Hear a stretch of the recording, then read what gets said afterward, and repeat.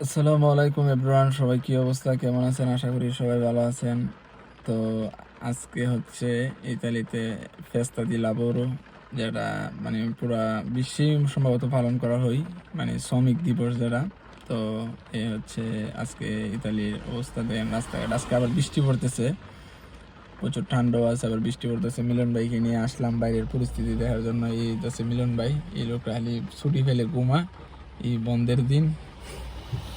ঘুমের থেকে ওইটুই পাগল হয়ে গেছে ওনার, নাকি কি ওষুধ শেষ? ওষুধ শেষ, মেডিসিন নাই। মেডিসিন নাই, মেডিসিনের জন্য উনি চলে আসছে। দেখতে পাচ্ছেন সব দোকান বন্ধ। এই হচ্ছে দোকান, এই সামনের দোকান বন্ধ, ওর রাস্তার ওই পাশেও দোকান বন্ধ।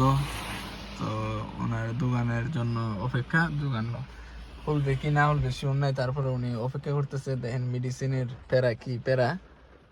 তো যারা এই মেডিসিন খান ইতালিতে আইসে কিন্তু মেডিসিন ছেড়ে দিতে হইব, নাইলে মেডিসিন খাইতে খাইতে জীবন শেষ হয়ে যাবো।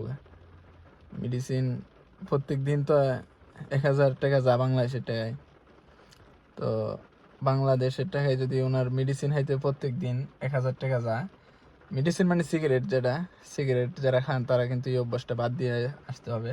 প্রতি মাসে আপনার তো 15,000 টাকা খরচ যাইতেছে সিগারেট নিচে নাকি? আর বেশি 50-60 এই দেশে ইতালিয়ান। আরো যাক মানে এই 15,000 টাকার মতন যাইতেছে ওনার। আর যদি যারা একটু বেশি, হ্যাঁ এরপরে তো কম করে হাইতেছেন। আর যাদের প্রত্যেক দিন 2 প্যাকেট লাগবো, এরা তো প্রতি মাসে একবারে 30 থেকে 40 হাজার টাকা এই সিগারেটের টাকা চলে যাইব। তো সবাই এই অভ্যাসটা বাদ দিয়ে আসার চেষ্টা করবেন।